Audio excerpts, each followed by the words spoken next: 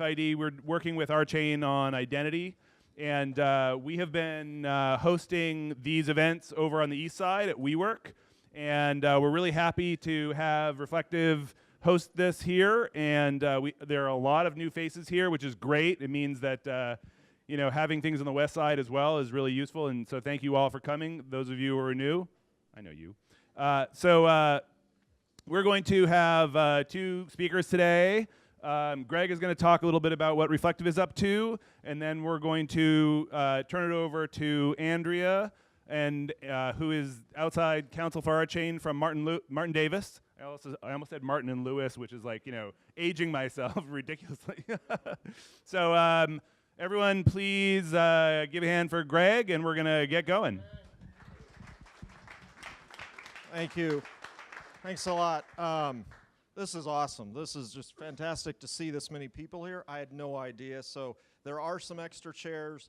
This is sort of our staging area for all the stuff that we still got to decorate. So you are here getting a true sneak preview of the space. So it's going to keep getting bigger and better and everything else. We actually have some portfolio companies that are already here. Megan's here with Vera Ledger, so she's our first to be in the house. So we're super excited about having her here. She wanted to come so bad she moved from New York to be in Seattle just to be here, so RChain should be excited about that as well. Some thanks to the people that helped put this whole thing on. So obviously Life ID guys, and offering to bring this over to the west side. I think if we can try to figure out a way to flip it every other month or something, that would be great. Some of my partners are here from Reflective, so we have Lee, we have Steve, who's one of the partners, Kevin's in the back there. Who else am I missing? David is not here. He's traveling.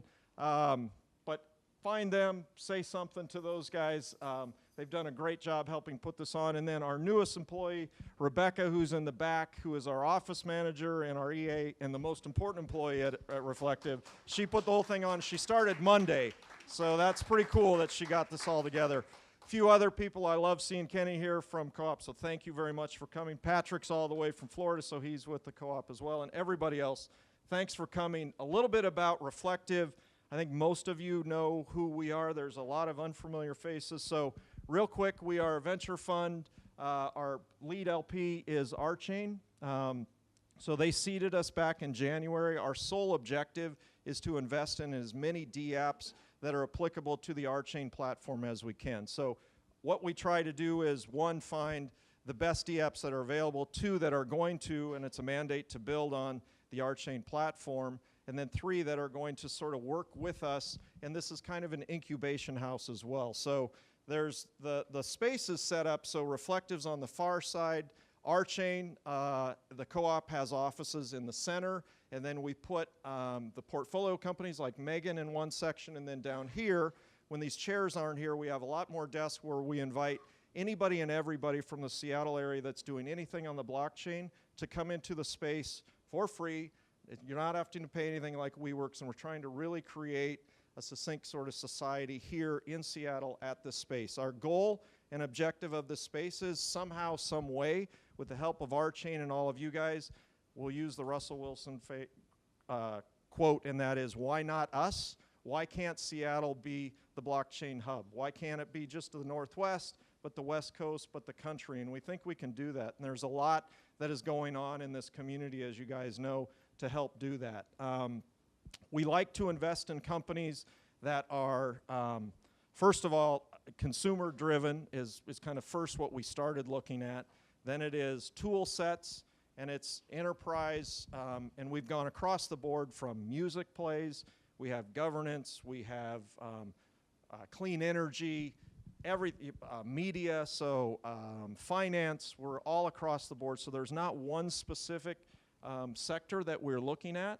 One way that we are promoting ourselves a little bit more that we're going to start talking more about is on July 27th in this office on a Friday afternoon, we're doing the first ever deal day. And what that is we're combining it with RChain, and we're asking companies from all over the country, or specifically the Northwest, to apply on the Reflective Ventures website, submit their company. We're going to select 6 to 8 of them and do a deal day. It's a 3-hour sort of circuit where they have 10 minutes to pitch, then there's a 5-minute Q&A. We're going to have a panel set up. Greg Meredith is going to be one of the panelists. We're going to have somebody from Reflective, and then 2 or 3 other venture people are going to be on there, and then community members. So what happens at the end of the pitches, they're going to select one company, and 50,000 Rock's going to go to them, and we're going to seed the room with as many venture capital and angel folks as we can. So there will be money in the room, so anybody here that is starting up a company or knows somebody that might be interested in that, I would highly encourage them to go to the website and sign up for that, and they have until next Thursday. Then we'll make the selections, and again, the event is the 27th, so that's coming as well. The idea behind Deal Day is that it's sort of Deal Day in a box, so we want to take it from city to city, so we could do one in San Francisco and New York and take it even across the pond over to Europe or to Asia. That's kind of what we do at Reflective. We've got 16 companies that we've invested in so far, and that's since January, so we're going at sort of a breakneck pace. Frankly, I don't know how these guys are keeping up with it all. I know Steve and I can't most of the time, but we keep going, and we're seeing some great deals, and the process that we go through, and one of the reasons we're so excited about Deal Day is to get the best companies in. I think our hit rate right now is we see about 16 to 18 companies before we get down to selecting one to go in to what all of us as the partners see, and then we sort of fund and go from there. We're at a pretty fast pace of funding, so we consider ourselves different than most venture capital funds. So in most cases, we're doing that in weeks and not months. Diligence can take a little while longer. Going through the legal is always the toughest part. But I think you'll find by who we are and what we're doing and trying to be as transparent as the RChain community is, we're very different than anywhere else that anybody would be able to find money. And that's something that we pride ourselves on. We really want to keep that going. And so we're asking to be called out on it as well. There's some things that we haven't done as well as we should have, but we're getting better, and that process is continuing to go.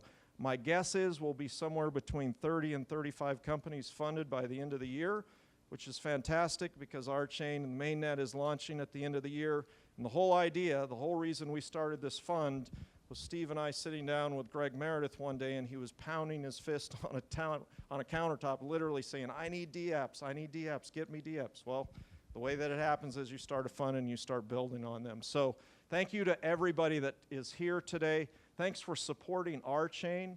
Check everybody out and check yourselves around the room because you're all community members. If you're not already, please join the co-op and jump on some of those calls. There is more transparency than you will ever find. I love Greg's sort of phrase. I guess he uses it, radical transparency, right? And it goes a long way. So thank you very much for coming. I'm going to introduce Andrea, who's going to have some great things to talk to you about. The legal side of the crypto financing, it is fascinating. This is what everybody is talking about. We can understand the technology side, we can understand the marketing side, but this is such a hot item and it's so popular and everybody's always asking us about this. We're super excited to have Andrea here presenting that. So thanks guys for coming.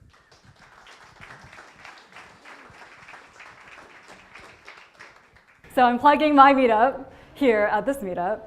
So Women in Blockchain meets once a month, usually towards the end of the month. You can find us on the Meetup website. Invite your female friends. All males are welcome as well. Yeah, I wish there were more women in this room, but someday soon that will be the case.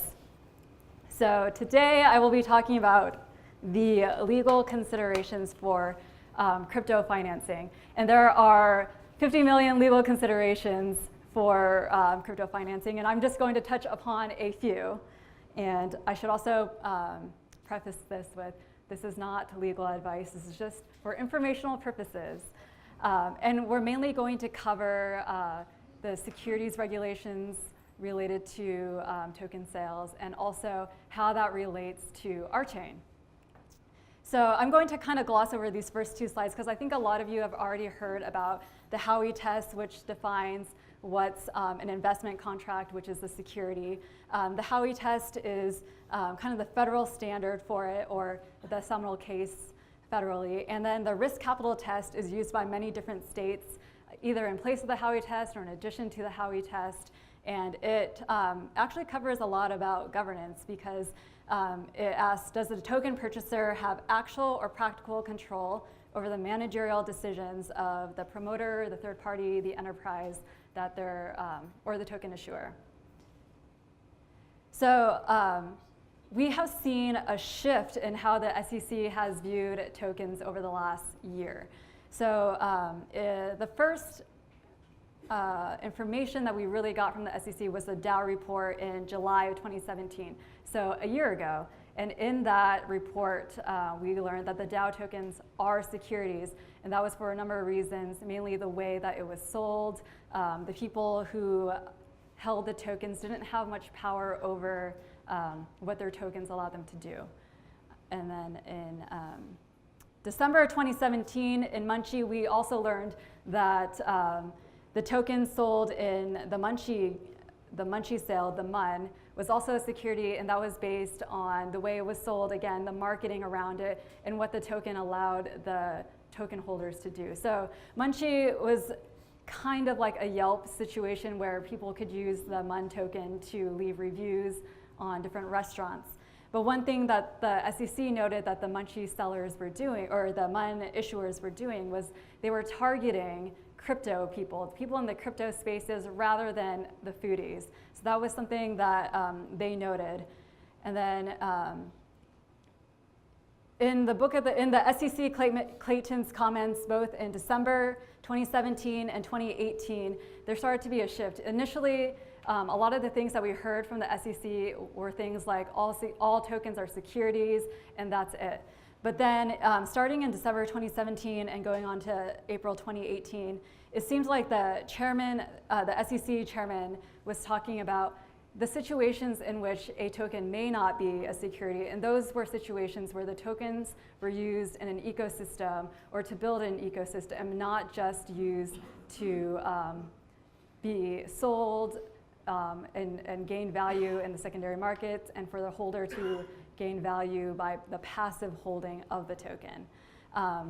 So now we see kind of in this space where all tokens are securities to maybe there's a situation where the tokens may not be securities until the most recent comments that we've heard from the SEC is from the Director of Corporate Finance, Hinman, in a comment. So that's another thing, is a lot of these things are not law, they're just comments put out by the SEC that show the shift in their perspective in this space. A lot of the things are still uncertain as to what the law actually is. But in June 2018, Director Hinman said that in situations or in networks where there is a sufficiently decentralized network, then the tokens used there probably aren't securities and therefore aren't subject to securities laws. He says, where purchasers, so in his definition of sufficiently decentralized, which is still kind of ambiguous, where purchasers no longer reasonably expect a person or group to carry out essential managerial or entrepreneurial efforts, that is when a network is deemed sufficiently decentralized. And he provided some examples of what is sufficiently decentralized. And he specifically called out Bitcoin and Ethereum as sufficiently decentralized so that the offer and sales of Bitcoin and ETH are no longer considered sales of securities. And then he also added, there may be other sufficiently decentralized networks like RChain, he didn't say that, and systems where regulating the tokens or coins that function on those networks as securities may not be required. And when we hear sufficiently decentralized, it's kind of like, well, how do we get there? What does that mean? And that leads us to, so he also listed out factors in which would likely lead to a token being a security. And I know this is kind of small for people in the back, but it's just a few things is how it was promoted. If the token was, if people were finding out about the token because there was a Facebook ad saying that you'll get 199% return if you buy this token, or just promising a return at all, that will likely lead to it being deemed as security. If the governance is such that the people who hold the tokens or people who are in the system don't really have a lot of control, and they rely on the issuer to either build the system or do the token or lead the token governance. He also provided some examples of when a token may not be a security, and it's about, so some of those examples are, if the token has some built-in utility, the purpose of the token is to be used in the ecosystem. It's not, oh, it's not for passive holding. Yeah, he doesn't want it to be a non-security. But yes, if the value of the token is in the use of the token versus the passive holding and waiting for a business to build a value so that you can sell it, if that's not the case, then it is likely to be a non-security. If so the motivation for the purchase, if it's for use or consumption versus investment, if the tokens were distributed to sophisticated participants, not necessarily accredited investors, but people who know about blockchain technology, know about the company that is, or the organization that is building the ecosystem, if they're familiar with how tokens are used, then those are sophisticated participants. And if you are targeting those people as opposed to just the general public, then that is a good factor for leading the token to be a non-security. So before I talk about what is a cooperative, it's what Hinman was talking about how to build a sufficiently decentralized system. A lot of it has to do with the entity type and how the entity, the issuer, is formed, as well as the token and how the token is sold. So there are many things that lead into securities regulations. And the first part is the type of entity.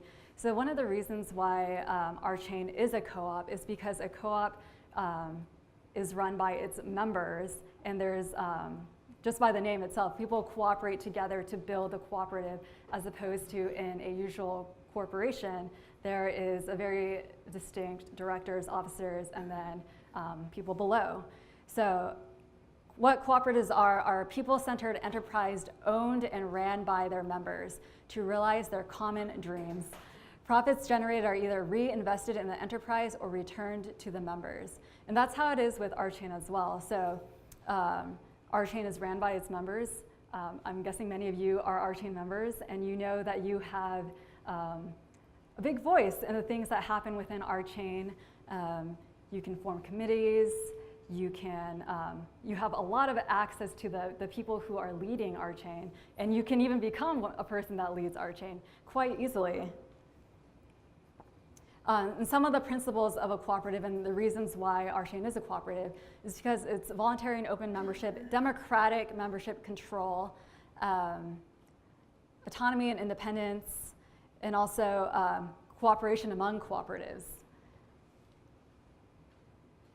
So why the cooperative model works, especially related to securities laws, is that there's a lot of issues right now related to token governance or blockchain network governance, because some blockchains have made it so that the tokens, your ownership of the token, gives you some voting rights within the network. Some issues with that, and some of the reasons why the cooperative membership itself provides you with a membership or a right to vote within the membership, is that it's one member, one vote. And so it's not tied to your tokens or your ROC, and it's not tied to the amount of ROC you have. So in a usual company situation, the more stock you own, the more voice you have, the more vote you have. In the same way, if your membership or if your voting right was tied to your holdings in ROC, then the more ROC you owned, the more vote you would have. And it would be very easy for the people, the richer parties, to kind of crowd out the smaller individuals, which is not what RChain wants. So that helps out with the voting situation, the governance in that way. And some of the other things are related to solicitation. So a lot of things that the cooperative does and who the cooperative reaches out to is its members itself. A lot of you here are helping with a lot of RChain's needs with regards to finding companies, marketing, development in general. And that's one of the great ways, I mean, that's one of the great things about having a cooperative is that people join together in order to build one thing instead of, well, we're all building one thing. And so that is the reason why it's, or that resolves one of the how we test issues where you rely on the efforts of third parties. Instead of relying on the efforts of some RChain group here, everyone is coming together and putting in their own efforts. You're building your own value into the rock by helping out. And the entity structure is designed to incentivize token holders to use and deploy the token rather than engage in price speculation. Again, this goes to the fact that the value in rock is the fact that you can use it, or you will be able to use it in order to build your dApps, to run your node, as opposed to just waiting, sitting on it and hoping that it'll gain in value. So here are some of the things that membership in the co-op as opposed to ownership of rock provides you.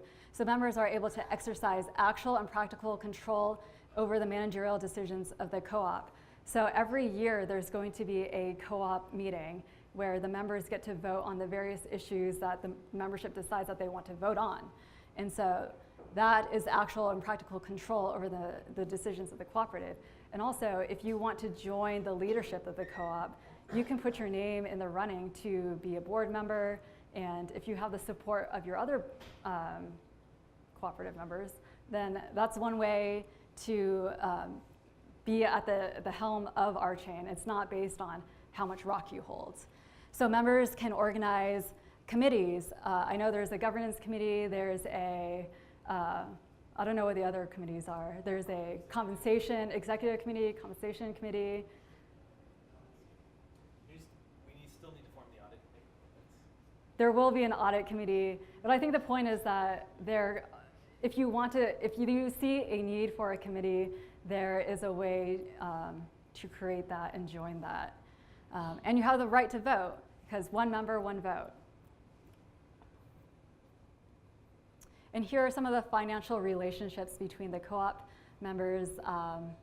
So you have the management, you have the dApp incubation, and the tech development, and all those together are needed in order to make the RChain blockchain a success. You don't need just the people at the top, or we're not relying on just the RChain board to develop the RChain blockchain. We need everyone to participate in running a node, in developing their dApp to put on the RChain blockchain in order for the whole enterprise to be a success. And some of the key takeaways from the most recent SEC comments are that it's essential to have built-in rights provided within the token, and that was learned, or that's what we learned from the DAO report. And so that's something that RChain has. You have built-in rights from having rock. You have, well, what are the rights in rock? So you can use your rock you can use it to vote. It doesn't give you the right to vote, but you can use it to vote. You can use it to run a node. You can use it to power the gas needed. The packaging and distribution of the token is very important, especially when you're marketing and the sale of the token. So when RChain was running their token sale, they were really targeting people who would use and were interested in RChain, not just interested in crypto investments. They're interested in people who would help them build their blockchain. And then that leads to do the participants have a reasonable expectation of the consumptive value versus their return on investment? Again, they were targeting people who were wanting to use the RChain network because they were looking for a more scalable, faster blockchain. And then I've just talked about this, the actual and practical control over the governance ecosystem. Again, your membership provides you with a vote within the membership, which is really important because you have a say, you can join a committee, you can be a leader, you have actual control, you have a voice, which is not the case in the DAO report where there were curators who got to override a lot of what the DAO token holders were able to vote on. And then targeted purchasers. I think that goes into some of the earlier things, but yes, RChain targeted people who were wanting and were interested in their blockchain, which is all of you. Regardless of whether you hold ROC, we're all wanting a faster, more scalable blockchain for our companies, and yeah, that is the key takeaway. Are there any questions? Yes. Does proof of stake model automatically become an investment, a security? What do you mean? Well, my understanding of proof of stake is you hold the. Hold on. If we don't get a mic here, then no one will. Here, get the. I'm curious if proof of stake model automatically means the current. It's on. It's on. Be louder. Is proof of stake an investment? No. Well, I guess I'm not. I will say that the. Yeah. I would think if it's an investment, it probably is a security. Could you repeat the question? So he was asking whether proof of stake was a security, but I guess that the question would be, would a token issued by a blockchain that was using proof of stake automatically be a security? And I would say, We're asking more about staking. Is the act of staking, is that consistent with investment activity? It is an investment, but that doesn't mean it's a security. right. And so one thing I accidentally left out was the fact that in Hyman's report, he was talking about things that were originally securities, like the DAO tokens that were deemed to be securities, can over time shift to be a non-security. That is a very controversial thing because there's not quite a legal mechanism to make something a security and then not a security. But if the SEC deems it so, then maybe But also, that when is you're so. doing proof of stake, you're providing an essential service to the network. Without staking and without validation, which you have to do, that's an action, right? You're not going to get the return.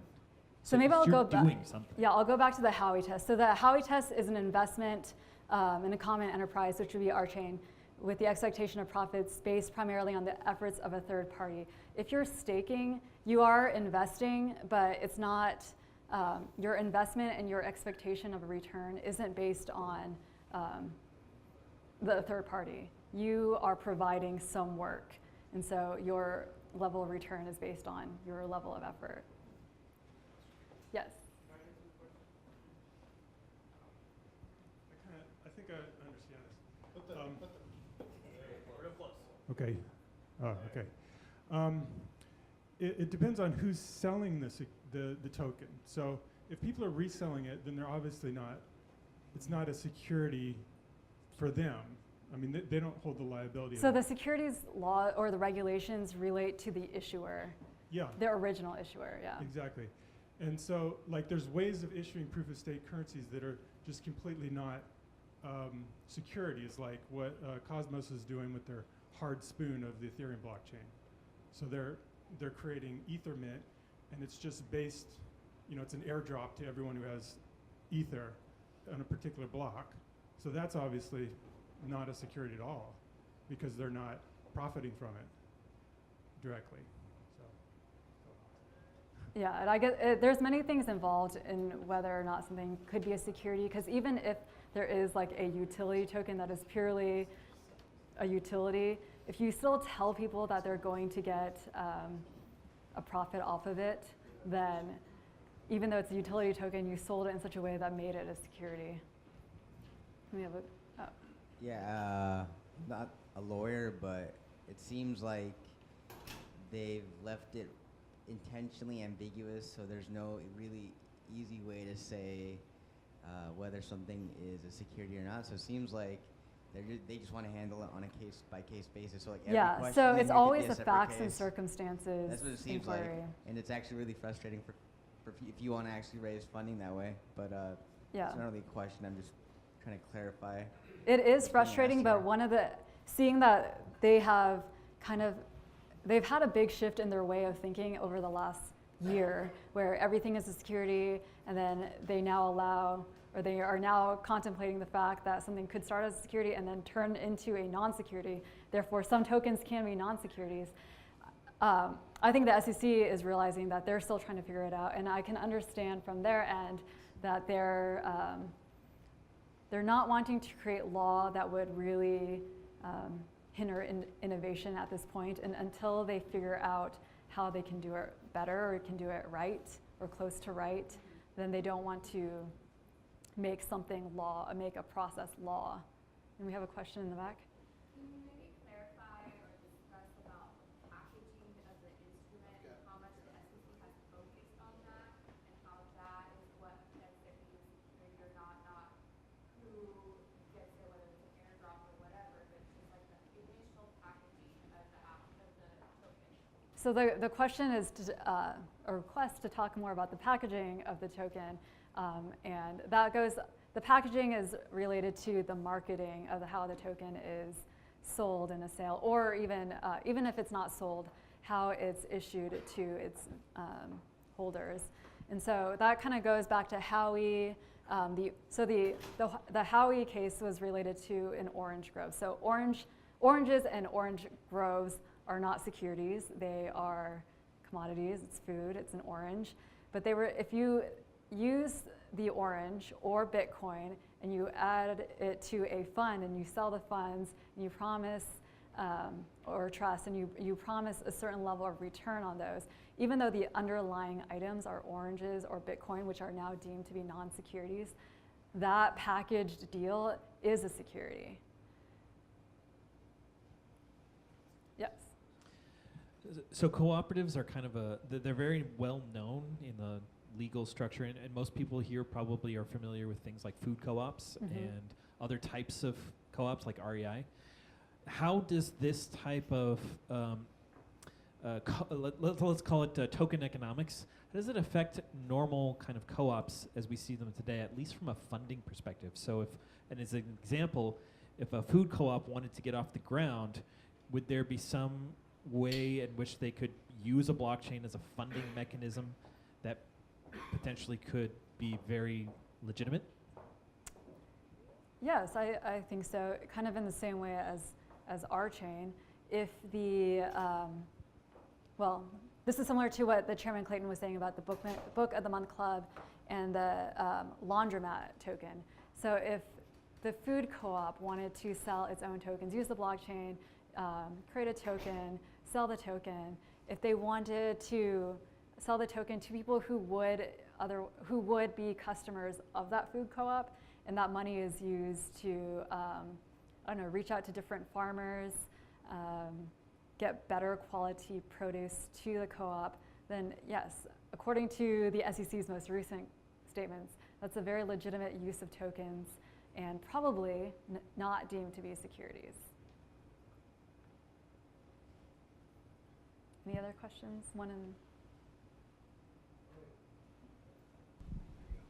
Okay, so I have an idea how you could issue a token and profit from it without it being a security. You make it kind of like Bitcoin mining. Okay, so you just say that anyone who creates what's called an information good is able to create a corresponding crypto asset that's called a credit claim. And in this way, people can just issue credit claims for whatever they want. You know, any kind of information good. So that would be like basically anything that you can copy on a computer and it continues to be useful to a number of people. So it could be a piece of software, it could be a video file, it could be documentation. But you just every individually issues credit claims, and then you don't sell those directly. Instead, what you do is you trade those with other people who have credit claims. So you don't start selling it until you have this massively distributed currency that nobody really is the sole issuer of. And so, like, who do they sue? Well, or who do they, put in prison or whatever? It's very interesting that you went straight to suing, but Yeah, that's kind of the idea of a co-op too, is that when we're thinking about the common enterprise, who is the issuer? Like who is RChain? RChain is its members. If the members, part of the requirements of purchasing or being one of the original purchasers of Rock was to be a member of the RChain membership or RChain cooperative. And in that way, it's kind of like you're issuing the Rock to yourself, because RChain is its membership, and the membership is selling its tokens to itself, its other members.